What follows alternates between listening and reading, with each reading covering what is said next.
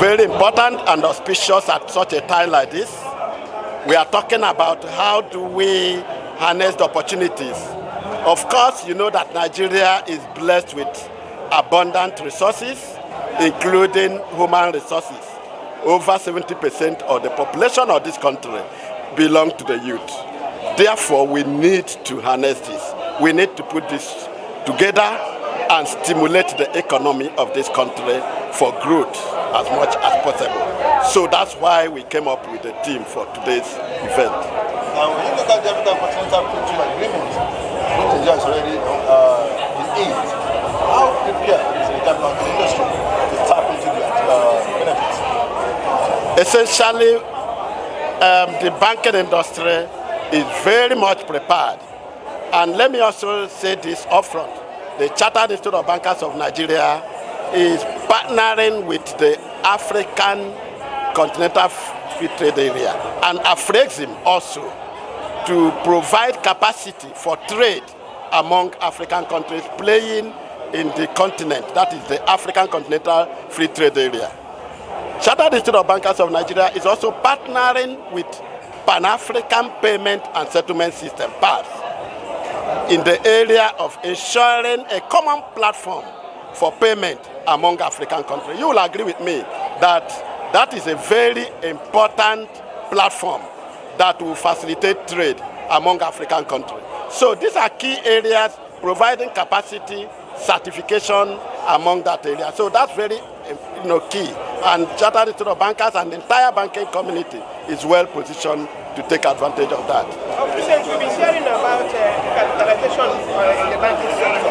So why is the bank going to this time? I think first to say is that it's a business decision. Of course, you can see that with the devaluation of Naira, it takes so much, of course, to do activities that the banks need to do. If you look at that, what you used to have as $10 million, for instance, has dropped. So you need a larger, capital base in terms of capitalization and capital adequacy to be able to consummate most of those transactions. And of course, companies are also growing. For you to service these companies, you need larger capital base. So that is also why the industry is looking to shore up their capital base. So it's a business decision, and I think it's the best thing that will obviously happen. Thank you very much. We're looking at strategic imperatives for growing the economy. You have been in this industry. You were in Bank of Industry. Yeah. So you understand what the challenges are. What do you think should be pertinent in the conversation for harnessing the potentials of this economy? We need financial resources, substantial financial resources that are to be mobilized from within and outside Nigeria to, for example, double our GDP from the current figure of $450 billion to about $1 trillion by 2031. We definitely need huge resources, and the banking industry has a very, very important role to play in terms of mobilizing resources from within Nigeria and also attracting resources from outside Nigeria. So that's why we all have to ensure that we ensure the stability of the banking industry, have a lot of confidence, because confidence is important. Not to mobilize resources. Nobody will part with their savings, right, to an institution or an industry that they don't have confidence in. So the CIBN is playing a very, very important role, and hence even the theme of this year's Investure, which has to do with imperatives for achieving our growth and economic development. Nigeria is currently facing a foreign exchange crisis, and there seems to be no end to that crisis. So what's your suggestion on how to go about this issue? The greatest supplier of foreign exchange to the Nigerian economy has been the oil industry in the last 50 or 60 years. So until we are able to achieve, for instance, our OPEC production quota, that problem will not be solved. And achieving our OPEC production quota means also being able to tackle oil theft. That's huge economic sabotage. If you remember, in 2016 or even 2007, when President Obasanjo was leaving and President Yar'Adua was coming, the oil companies could not pump oil. They could not produce, they couldn't meet our quota. That was why the amnesty program was brought into place in 2007. That was the political solution. and then we're able to beef up our production and earn foreign exchange. In 2016 as well too, that was what got us out of our recession. We had to go to the Niger Delta area to settle with the boys there. If you remember, that was when Ibe Kachuku was Minister of Petroleum. We made peace with them. Because when we made peace with them, we had to boost production and then we earned income. So this time around, we must be able to increase production and stop oil theft. If oil theft is stopped, I believe within a month, things can turn around for this country. Because all we need to do is to increase supply of foreign exchange. It's a supply side challenge, not demand side problem. Your name is? Thank you. My name is Dr. Wahid Olagunju. I used to be the acting managing director of Bank of Industry. Who is asking? Challenges to bankers for its efforts towards the development of banking profession within Nigeria and also beyond. The choice of today's theme, which is harnessing our economic potentials, I think is very apt, given the fact that we need to brainstorm on how to harness our economic potentials in order to help the government achieve its agenda of renewed hope. At any opportunity, we at NDIC, we want to call on depositors of the closed microfinance banks and primary mortgage banks whose licenses were revoked in May this year to come to NDIC so that we can get them, so that we can pay them the insured amount. We have already paid those with alternate bank accounts that they had BVN with the banks. But those without BVN, there was no way we could determine the alternate account. So I want to seize this opportunity to call on those depositors to come to NDIC, either in Lagos or in any of our zonal offices, so that they can get verified, so that we can pay them the insured amount. And subsequently, we are going to announce when we are going to pay liquidation dividend. About 3 weeks ago, we have also advertised that we want to pay liquidation dividend to depositors and for some banks, even creditors, for about 20 banks that have been in liquidation. And the total amount that we hope to pay these beneficiaries is about 1.6 billion.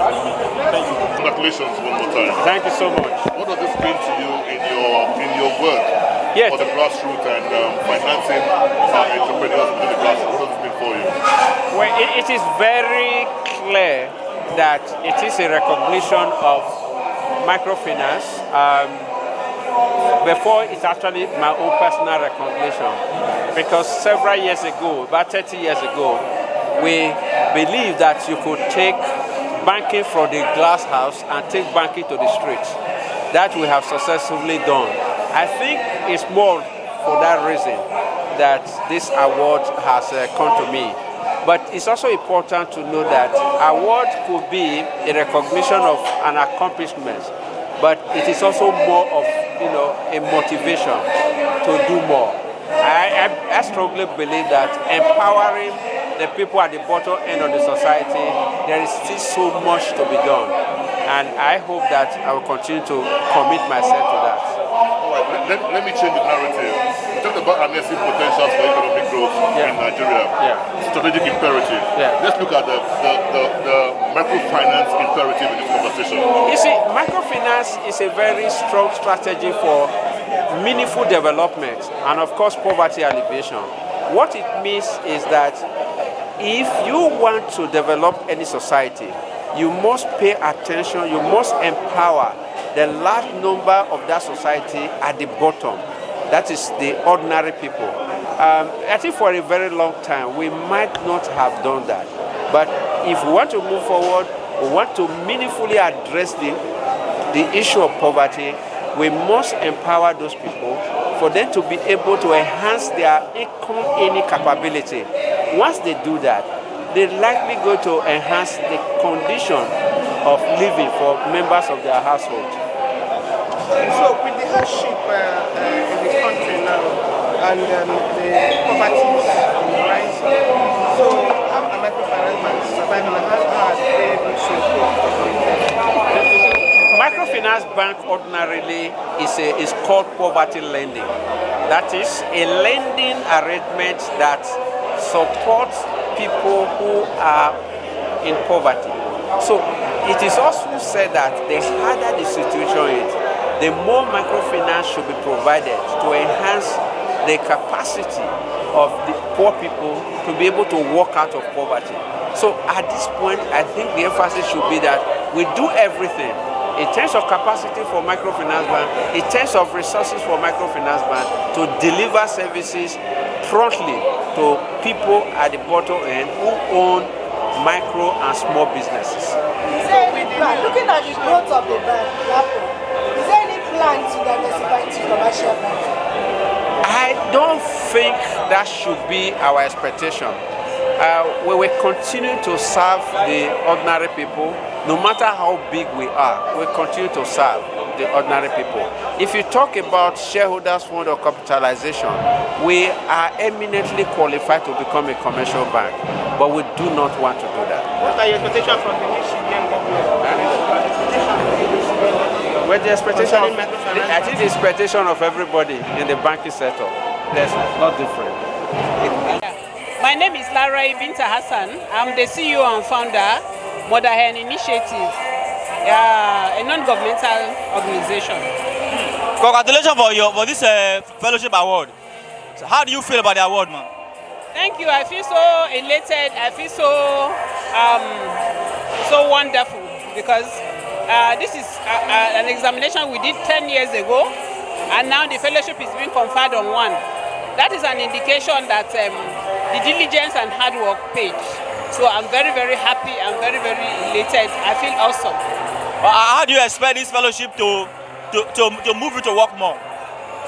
Okay, the conferment of the fellowship shows that you should be diligent in all what you are doing. You are representing also the institute that has given you this fellowship. So you have to be dedicated in what you do. You should serve also as a mentor to the upcoming ones.